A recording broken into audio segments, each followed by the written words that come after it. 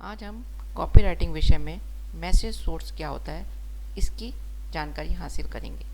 अभी तक आप लोगों ने कॉपीराइटिंग विषय में बहुत सी जानकारी हासिल कर ली है, जैसे elements of copywriting, copywriting appeals, copywriting कैसे लिखी जाए और कॉपीराइटिंग लिख लेने के पश्चात उसे हमारे संभावित ग्राहक तक किस प्रकार पहुंचाया जाए, इसके लिए मैसेज सोर्स की जानकारी होना अत्यंत आवश्यक है।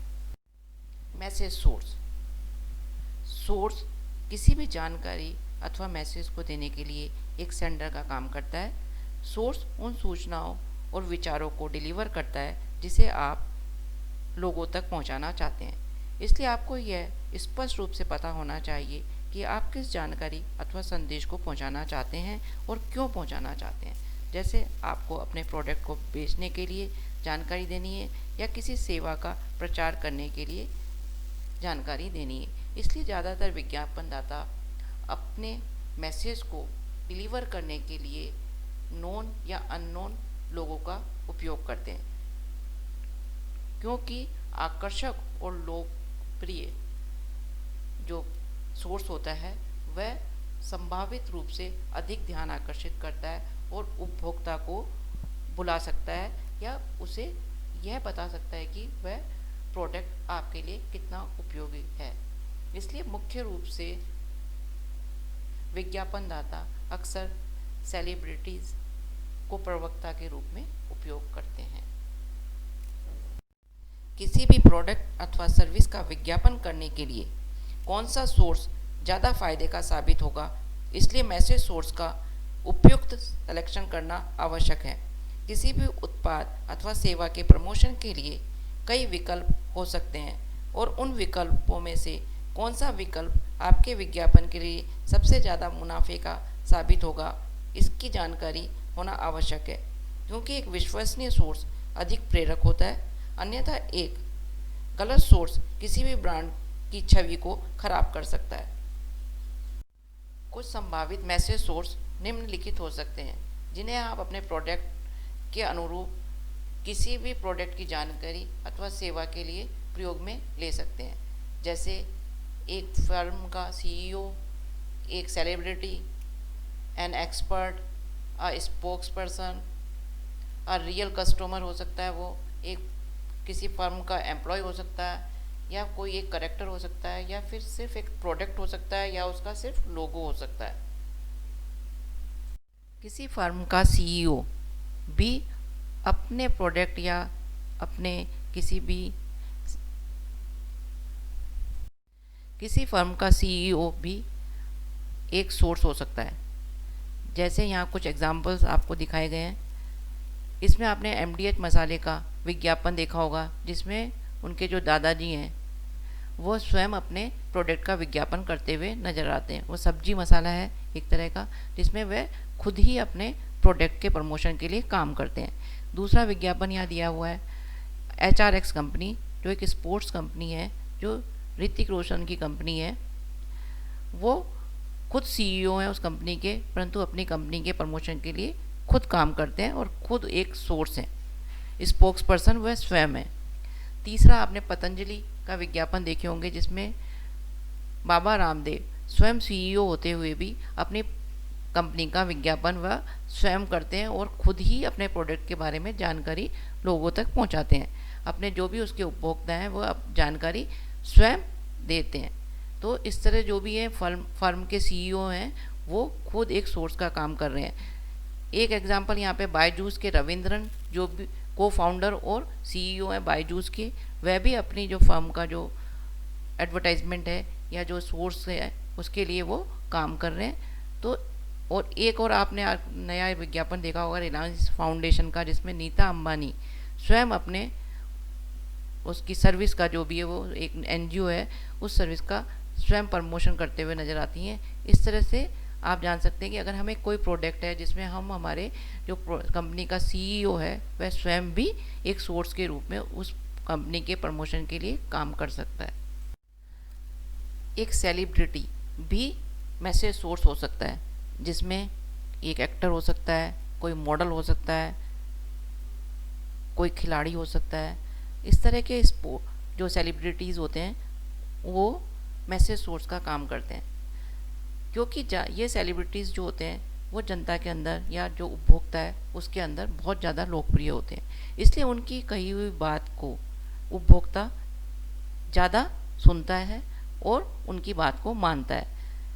इसलिए जो कंपनियां हैं अपनी बात को कहने के लिए, अपने प्रोडक्ट के प्रमोशन के लिए सेलिब्रिटीज़ को चुनती हैं, जिससे कि अब उनके प्रोडक्ट की बिक्री ज़्यादा से ज़्यादा हो सके। यहाँ कुछ एग्जांपल्स दिए गए हैं जो इसी तरह के हैं, जैसे जूही चावला है, करीना कपूर है, विराट कोहली है, इस तरह के जो भी सेलिब्रिटीज़ हैं, धोनी है हो गया, सचिन हो गए, ये सब इस तरह के सेलिब्रिटीज़ हैं जो किसी भी प्रोडक्ट के प्रमोशन के लिए एक सोर्स का काम कर रहे हैं।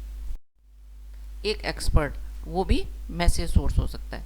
जैसे कोई डेंटिस्ट है, वो किसी टूथपेस्ट का विज्ञापन कर रहा है तो वो उस फील्ड का एक्सपर्ट है।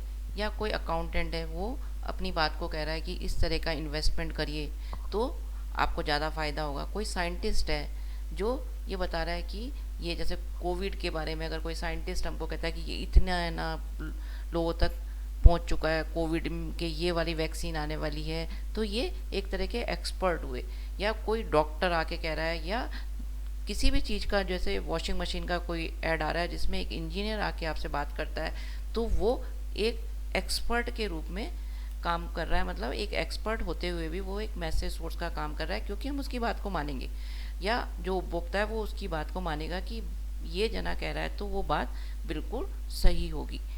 इसलिए एक एक्सपर्ट को भी आप मैसेज सोर्स के रूप में चुन सकते हैं। इसी प्रकार एक स्पोक्स पर्सन भी मैसेज सोर्स का काम कर सकता है। जैसे हमारे प्रधानमंत्री नरेंद्र मोदी जी आत्मनिर्भर भारत का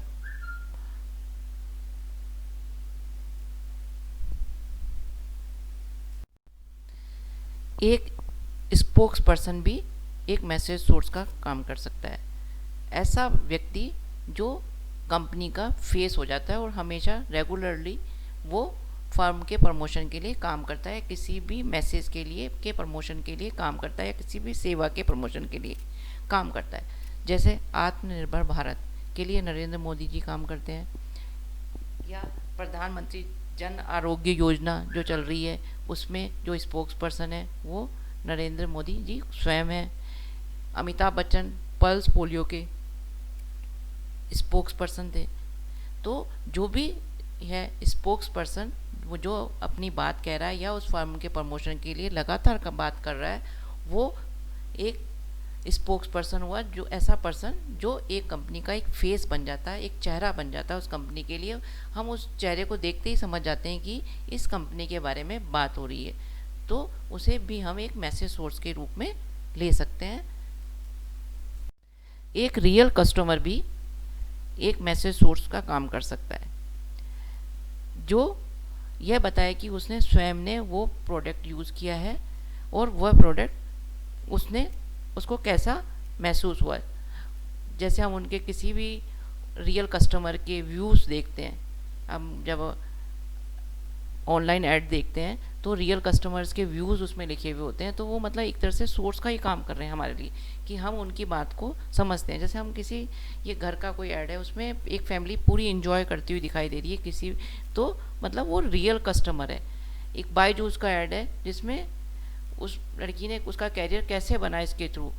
बीबीए की कोई कॉलेज है, उसमें जो रियल स्टूडेंट है उसको दिखाया गया, रियल स्टूडेंट्स को दिखा रहे हैं। इसका मतलब वो रियल जो कस्टमर है, वॉशिंग मशीन का ऐड आता है या ललिता जी वाला जो ऐड आता है, वो सब क्या है, वो रियल कस्टमर। हमने एक रियल कस्टमर की छवि बना दी कि ये रियल कस्टमर इसको यूज़ कर रहा है, तो वो एक मैसेज सोर्स हो गया कि मतलब हम रियल कस्टमर को इसके अंदर अपने स्पोक्स पर्सन के रूप में या अपने सोर्स के रूप में हम प्रयोग में लाएँ, तो वो क्या हुआ, एक रियल कस्टमर भी एक सोर्स का काम कर सकता है। और आप अपने प्रोडक्ट के अंदर एक रियल कस्टमर को भी अपनी बात कहते हुए बता सकते हो।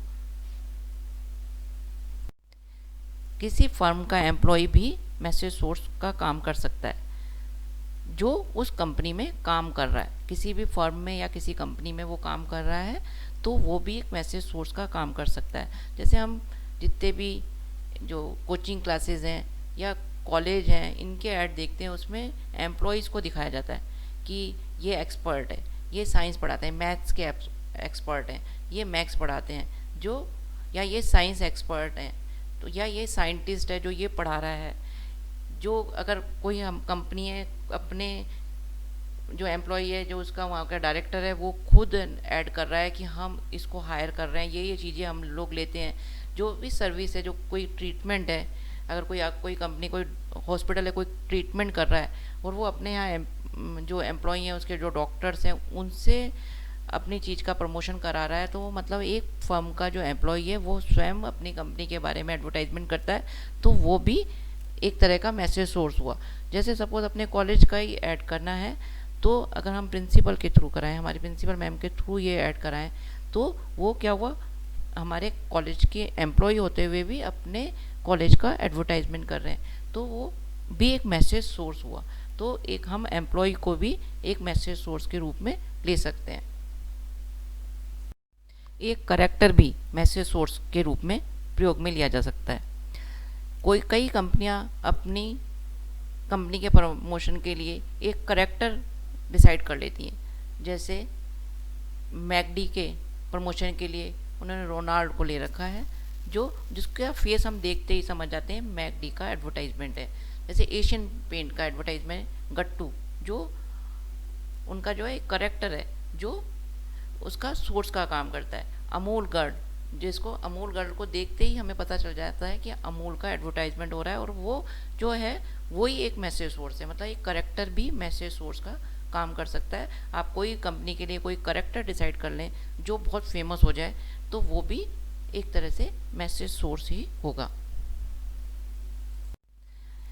जस्ट अ प्रोडक्ट और लोगो, वो भी एक मैसेज सोर्स हो सकता है, जिसमें हमें किसी भी स्पोक्स पर्सन की आवश्यकता नहीं है, किसी भी सेलिब्रिटी की ज़रूरत नहीं है। वो क्या होगा, वो खुद ही एक सोर्स के रूप में काम में लिया जा सकता है। जैसे बर्गर किंग का लोगो हमने दिखा दिया, नाइक का केवल लोगो दिखा दिया, एडिडास का लोगो दिखा दिया, जो कंपनियां बहुत फेमस हो चुकी हैं, तो उनको केवल अगर हम उनका सिर्फ लोगो, या कोई हेयर ऑयल है जो बहुत फेमस हो गया, या कोई ऐसी कोई दवाई है जो बहुत फेमस हो गई, तो हम उस चीज़ का एक लोगो, केवल लोगो दिखा के भी हम उस प्रोडक्ट को बेच सकते हैं, तो वो भी एक मैसेज सोर्स ही होगा। मतलब एक प्रोडक्ट और लोगो भी मैसेज सोर्स का काम करता है। अतः हम कह सकते हैं कि एक जो सोर्स है वो एक तरह का बिक्री व्यक्ति है, या बिक्री करवाने वाली चीज़ है, जो किसी भी प्रोडक्ट की बिक्री में सहायक होती है, उसे हम एक सोर्स कह सकते हैं। इसलिए जब भी आप कोई सोर्स चुनें तो वो सावधानी पूर्वक चुनें, जिससे कि आपका जो मैसेज है वो लक्षित जो दर्शक हैं या लक्षित उपभोक्ता हैं उन तक सही प्रकार से पहुंच सके और आपके प्रोडक्ट की बिक्री ज़्यादा से ज़्यादा बढ़ सके।